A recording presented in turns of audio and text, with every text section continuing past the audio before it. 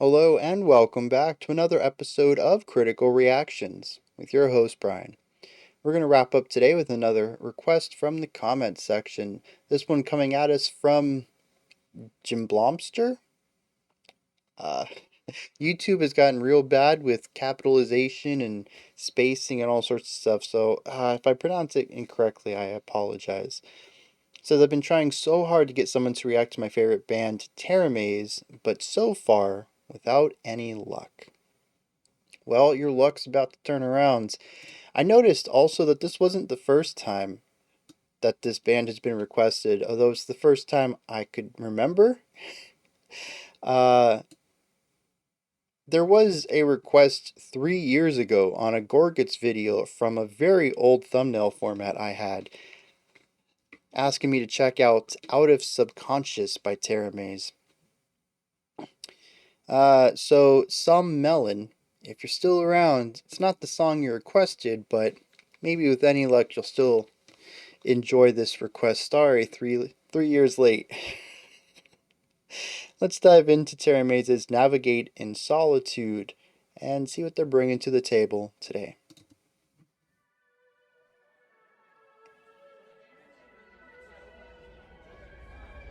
And for quick context, this came out just 4 months ago, at least the video did.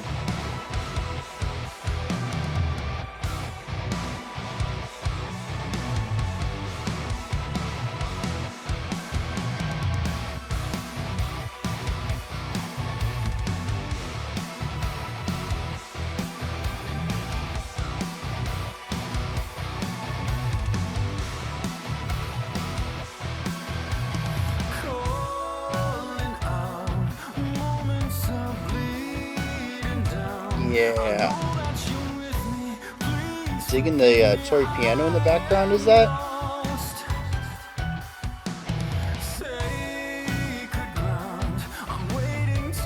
Some really nice vocal harmonies over this.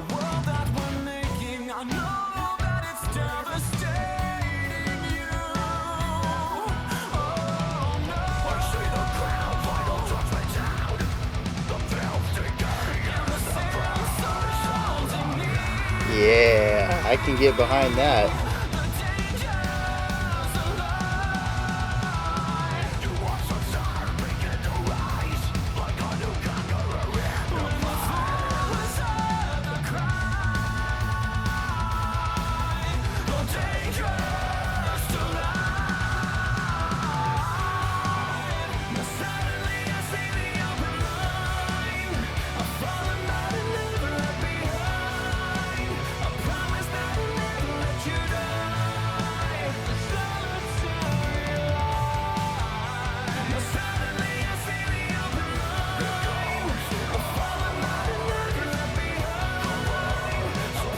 The strings on the outside are a nice touch.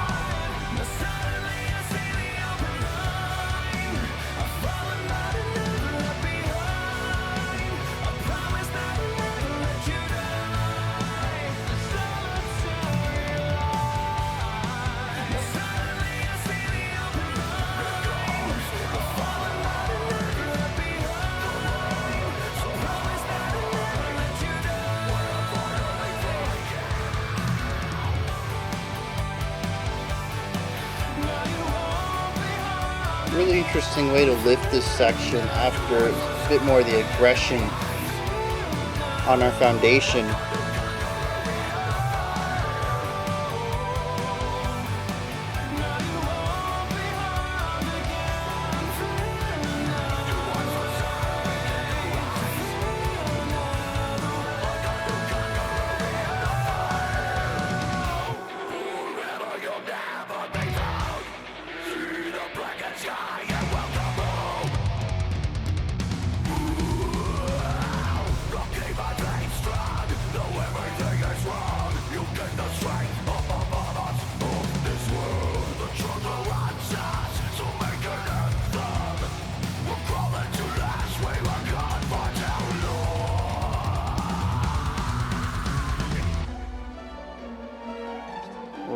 harsh jump there.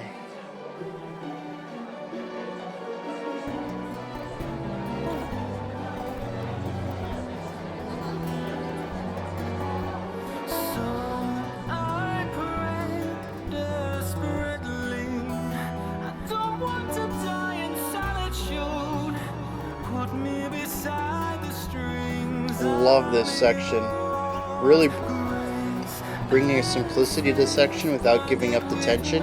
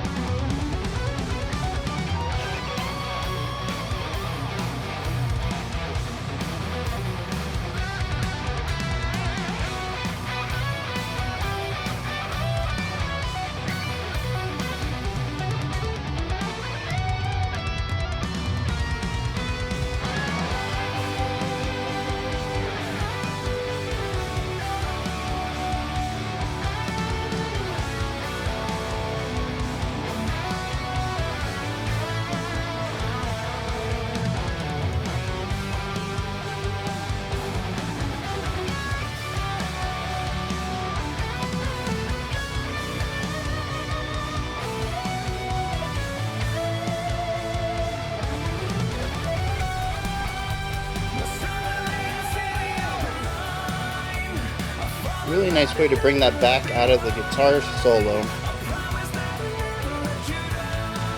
I would have liked to hear the guitar melody continue on counterpoint to this though.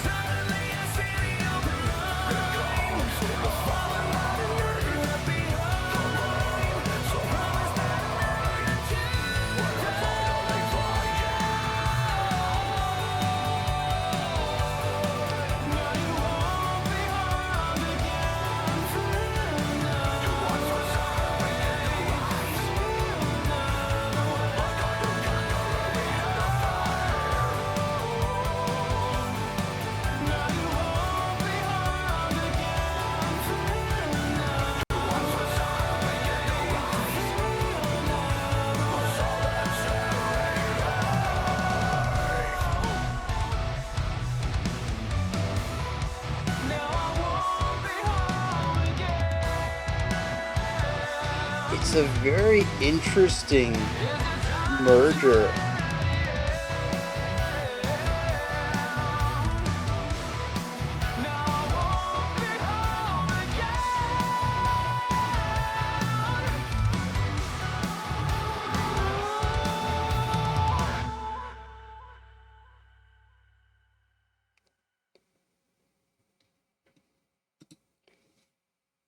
What are you doing there?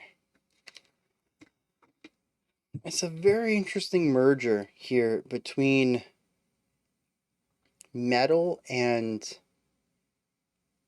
pop. And I feel really bad here because there's a lot of stuff going on right. And I'm going to dig into that, but I got a lot of criticism for this track.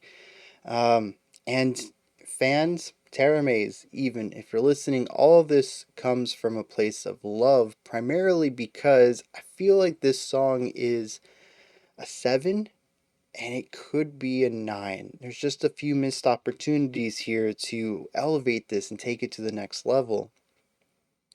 A lot of decisions that feel rather safe, I think, in a sound that is not trying to be. It feels like it's grappling with itself over what it needs to be, and some of that I wonder if is because it's a music video. Try to make it a little bit more palatable. There's always a marketable aspect to singles and music videos because for a lot of people it's going to be maybe their first introduction to you or maybe the only thing they listen to from you. Albums are just not that big these days. Kind of sucks. A lot of people listen to singles and music videos. So, I understand the importance of a strong, palatable, wide net on your on your single, and maybe less palatable, more experimental ideas on the album itself, which is possible what's going on here. But I'm going to come at it from a purely artistic angle rather than a business one.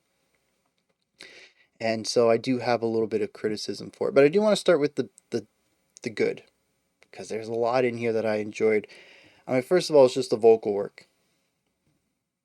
Not only do we have two clean vocalists during many of these sections, harmonizing with each other, accented harmonizing, which is really cool, where one person will primarily sing a section, but the other person will sing a couple of syllables or words at the beginning of each sentence or phrase, give it that impact, and then back off and allow them to have their solo verse or whatever. We have the chorus, I think we sort of alternate. I remember seeing one of the choruses with just one vocalist and another chorus, especially the last time we hit it, both come in. I love the way your voices work together. They sound great. I don't know if it's a production thing. They blend together a little too well. I couldn't tell really whose voice was whose. And honestly, without the video, I might have even gotten confused and thought it was just one vocalist. Either your vocal timbres are just that similar, or the production is doing a lot in order to fuse them together in a way that I don't think is necessarily good or bad, but it certainly removes the illusion that there are two separate vocalists. And maybe that one's just me, too. Maybe other people clearly hear two vocals here. I don't know. But I love the harmonies when we get them. I love the counterpoint through the vocals when we get both of our cleans and then the harsh against it. And even the alternation between the harsh and the cleans. Basically, anytime we have two different vocal lines going, I really dig what's going on there. I would love to hear more in this direction. Give me some of that counterpoint from the cleans as well, where the two clean vocalists are doing two different things. The idea that you had where the cleans do something and in the middle of their line the harshes come in and do a completely different idea, do that with notes. Or do it with all three of them. Three-way counterpoint. It's tricky. It's a lot tougher than the two-way you got going on. It's a lot tougher than the two-way with clean versus harsh, because you really don't need to worry about pitch and stuff like that. It's more of a rhythmic production thing going on, more so than a compositional side. But yeah, I mean, just go crazy. You have three vocalists. Most bands don't play around with that. I love what you did here. I want more of it. um, but there is counterpoint in here, and I think this is an interesting aspect. You have the toy piano or bells going on in the background as well. Throughout a lot of this, we have a string section on the outside of the band, primarily plays chords. Sometimes moving lines, not melodies, but moving lines. These instruments are also in a similar range to the guitar and the vocals, and this is something I'm going to touch on later. But they're all the song. We're going to touch on that later. There's a lot of melodic instruments here, though, and they do get melody at different times. And that does introduce some counterpoint here where we might have the clean vocals and the toy piano idea. I love that. I just wish it was brought a little bit more to the forefront, where the toy piano feels like it's background, it's quiet, it's pushed down into the mix, especially once all the vocals come in. Um, and so it kind of gets pushed out of frame. And when it's bringing counterpoint, it is bringing that interesting element to the melody. I would love to have it just a bit more prominent in the mix, so that I can hear how the two ideas are bouncing off of each other.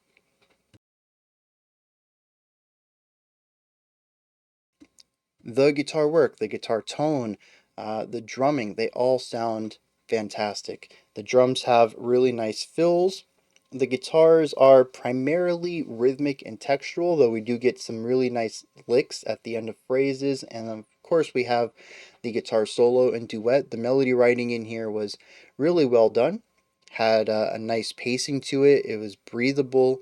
There were some sections that sped up, some that slowed down. It felt very storytelling and natural. The flow between ideas was well composed, and it was tightly performed as well. Just everything worked really well as far as the guitars go. And like I said, the drums, uh, nice rhythmic ideas going on, usually pairing with the guitar syncopation, especially in stuff like the verse, and nice fills throughout. Nothing that's really knocking my socks off, but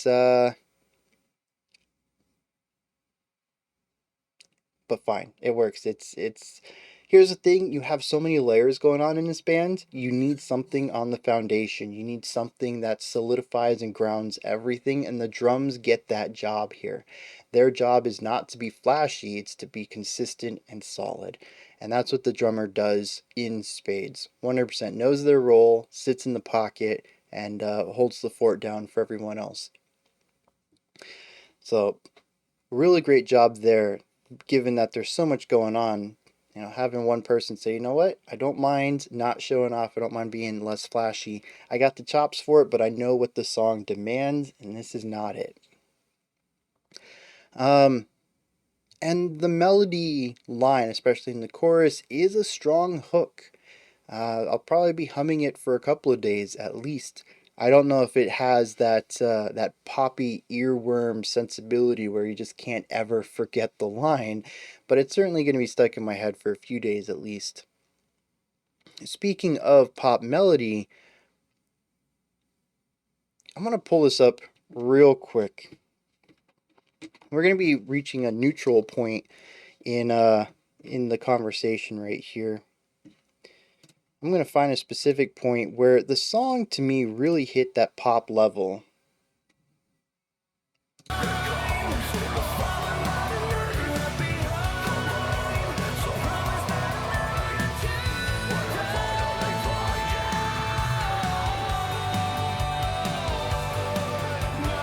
Yeah.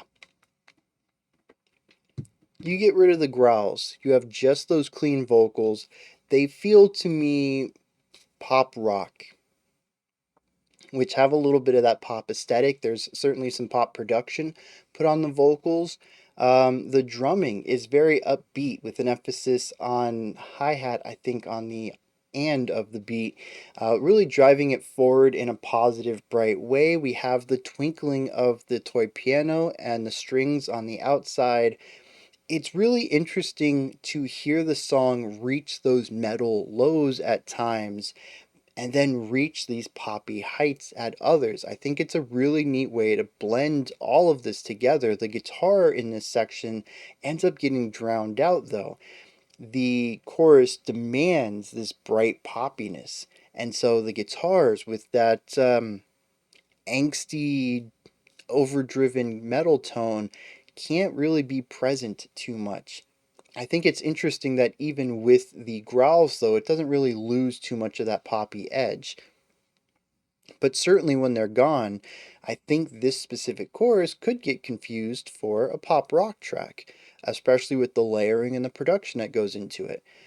And I love that. It is really interesting to me to hear this bleed over pop metal. And when I think of pop metal, I think of more traditional radio bands, stuff like In This Moment come to my mind when I think of pop metal. And I think this takes it in a very different direction where the pop is incorporated into the metal rather than separated from it, where the metal is an ingredient or a texture. And here it's still a metal song from start to finish. There's just a lot of poppy attention given to many of the sections that I dig. I jam with. I love it. I almost want to say take it a step further. Bring more electronic elements to it. I don't know how much of the metal you would want to remove. I don't know how much of that foundation you want to stick with. That's totally up to you. But I would say don't be afraid to completely ditch the guitars, the drum kits for some sections. Verse 2, ditch them for electronic drums. Use MIDI triggers on your drum kit. Use guitar tones that are not metal. Make them sound more like a synthesizer. Put some effects on your vocals. Really dig into that pop aesthetic that is present here. I think you'll find some really cool things come out of it. Right now, I would classify y'all as metal with a pop leaning, but I'd love to put you in an experimental metal idea. Maybe that's not who you want to be. That's fine. Like I said, these are just suggestions that come to my ear, but I think that would be really cool. There aren't any bands kind of doing that right now. Um, oh, another band that kind of comes to mind is Sleep Token. But again, it's like a different direction with them. I've never heard anything like this, I don't think.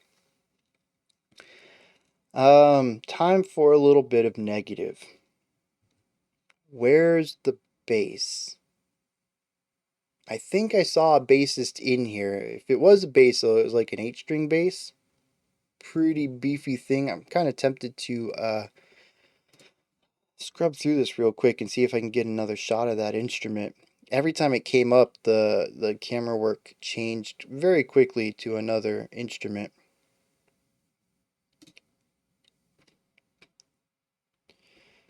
But I couldn't hear any bass, which I was alluding to this earlier, right? I think that is just a monster instrument.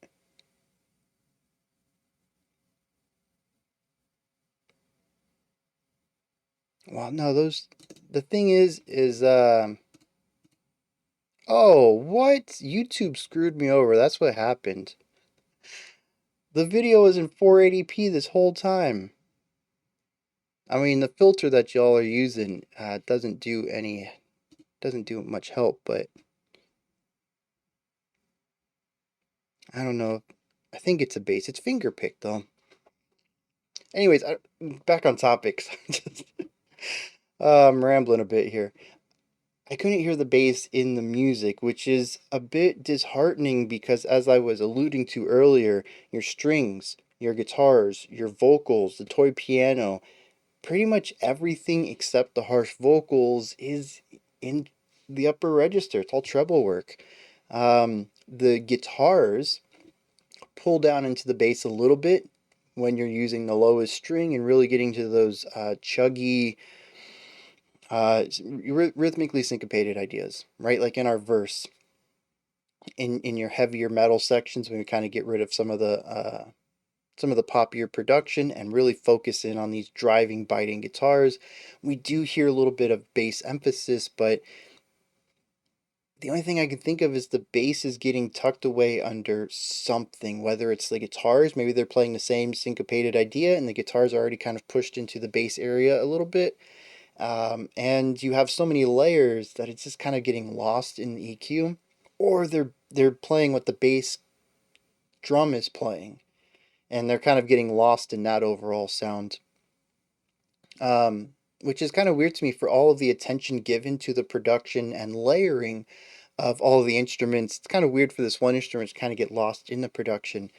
But I would like just a little bit of bass volume, a little bit of bass presence in here. That's not a necessity though. That's a very subjective thing. There are a lot of metal bands that are popular, that have been popular, that historically have had no bass presence in their music.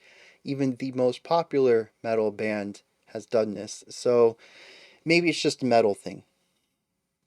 But I like bass work in my music. And if this is a bass, it looks sick and I want to hear it. And there's a ton of room. There's nothing else going on down there in the lower register. Let me know. Let me hear the bass a little bit. The other thing is that I feel like this is very safe. Pop metal sounds extravagant.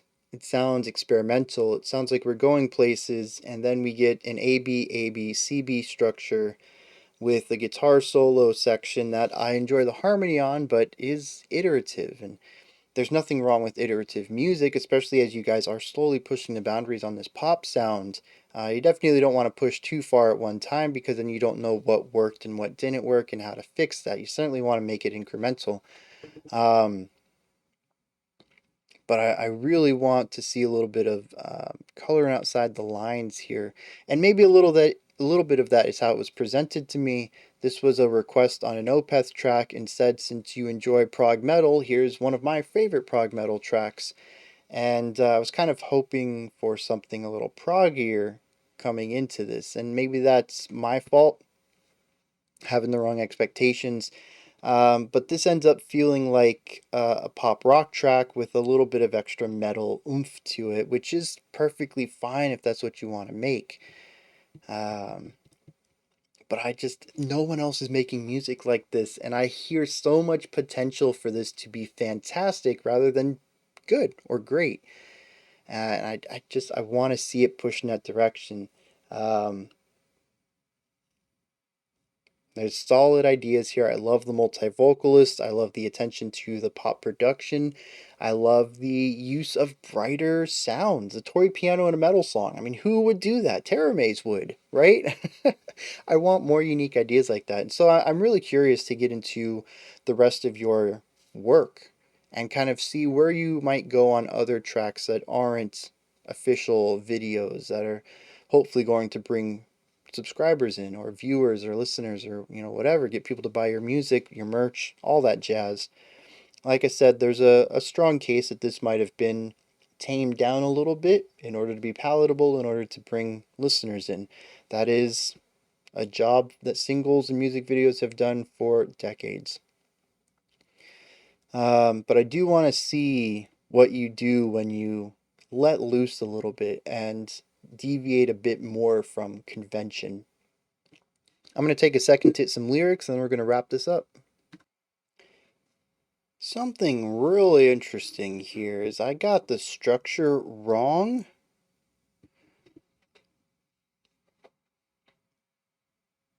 And normally I really like that. It means I missed something integral to the journey of the track. It's actually laid out as verse 1, pre-chorus, chorus, pre-chorus, chorus. And I mistook the second pre-chorus. Well, I mistook the pre-chorus itself for the second part of verse 1. So the way I understood it was verse 1, chorus, the second half of verse 1 played again, chorus, like a shortened variation of the verse. Instead, we just have this loop in the middle of the pre-chorus and the chorus going back to back, and I don't think it's bad. It kind of feels the same way as your verse 2, just being the same thing and the same lyrics as your verse 1. It's not something I enjoy, but it's not something I'm necessarily mad about. But I do feel like in a track like this, it creates a lot of retread ground that could be used for something different. In something more mainstream, okay, whatever, they're just following trends. It's not like bands don't do that all the time. But here, I think this is what I was talking about. I see so much potential in this whole song that makes me think that the band has a ton of potential, and we end up with a track that is subjectively, everyone has their own appreciation of music, of art. To me, this is mid though, like a 6 or a 7. It's good. I would certainly listen to it again, but it's not great, and it very easily could be great with a lot of small decisions. And I think reworking the structure a bit would greatly help with that. After that second chorus, though, we go into two bridges.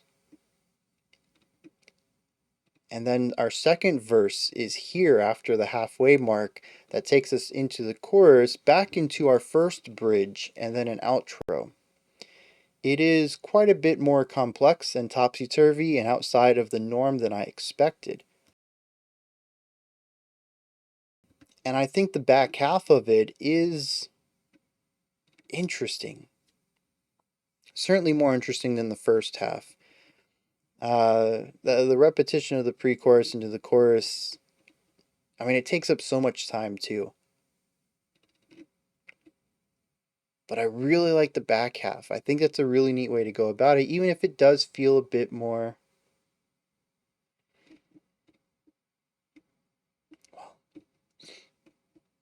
That's interesting. This is the ABABCB pattern, except we have ABB, C, ABCB. It is a very cool variation on it. I'm just not a huge fan of that double chorus at the beginning. But I am coming around to this. This structure is neat. I love the delay of the second verse. I think that is very cool.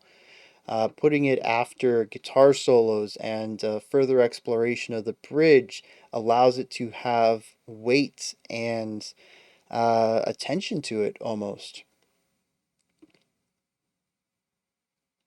It allows for a lot of linear. See, here's the thing, it allows for a lot of linear lyrical ideas to come forth if you're going for something narrative in structure before we repeat something like our verse 2, and it allows the verse 2 to act sort of like a verse 3 in that it's going to wrap up your ideas in a familiar sound. We get the music of the verse, but we get a new set of lyrics at the end of the track, right before our final chorus. Ending the track with the bridge is also a very great choice. If you're not going to use a brand new section, don't end it on the chorus. Bring your bridge back. I love that. More bands should try that out. It really is just the looping pre-chorus, chorus, pre-chorus, chorus thing right after our first verse that does it in for me a bit. But the back half is choice. I dig that. And once again, it's a small thing that I think holds it back from excellence. On the topic of lyrics, though, I'm a bit lost on this. There's it's the jumping back and forth between ideas. I love having the counterpoint between the two vocals, the harsh and the clean, but lyrically it gets a bit messy for me trying to figure out what the purpose of the dual lines are, if they're supposed to be a continuation of ideas, if there's supposed to be a schism between ideas, if they're supposed to be two different ideas or two different perspectives being applied simultaneously. The general idea of this track, though, is, I mean, the outro kind of, not the outro, the bridge cements it. Now you won't be harmed again. I've fallen, but I'll never be left behind, and I promise I'll never let you die. Uh, the whole song seems to be very protective. I'm not sure who about. I'm not sure particularly why these people are in danger, but we have somebody who is they're basically a human wall protecting someone else from whatever insults, physical pain, emotional pain, mental pain, whatever.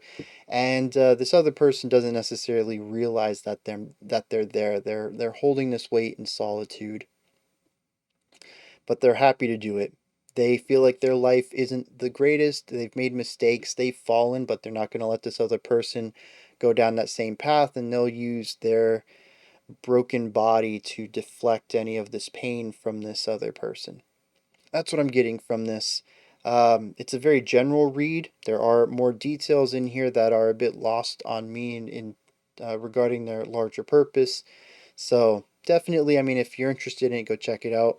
I did pick up one thing while looking at the lyrics, though, and that is unfortunately the harsh vocalist is a featured vocalist on this track and is not part of the band. So I made a lot of comments earlier about wanting more three-way vocals and playing around with the harshes against the cleans more often, and it doesn't seem like they have a permanent harsh vocalist or a permanent third vocalist in this band. So a lot of those comments are null and void, unfortunately. And the two vocalists are fine. I think as if they continue to write that same split writing, but do it with the clean vocals, it's still gonna make me happy. But there's just so few bands doing three vocals these days. I mean, that was my big takeaway on Temperance last week. The music was solid. It was good, but they had three vocals. Like that was what got me real excited, and I love that here. And well, that's just not who they are, though. Which, again, that's fine. That's fine. I only have two vocals. No, I kid. Um, those are my thoughts on TERAMAZE's Navigate in Solitude. Let me know what you thought of this track. If there's anything that stood out to you, anything you'd like to add on to what I said, correct me on, give me your own perspectives or opinions on, put all that stuff down in the comment section. Above that, in the description box, you'll find a link to Linktree. It takes you to this menu. You can find my music, ways to support the channel, a link to the Discord server, and so much more. Above that, if you could, like, subscribe, and ring the bell. I greatly appreciate all three of those. That wraps it up for today, but we will be back tomorrow with some special selections. We got three of them we're going to look at. I take that back. Tomorrow is not special selections. Tomorrow is Sounds from My Inbox. We're going to look at an hour's worth of music from smaller bands. Until next time, remember to be critical, not cynical, of the music you listen to, and have a fantastic morning, afternoon, or evening whenever you choose to watch my videos.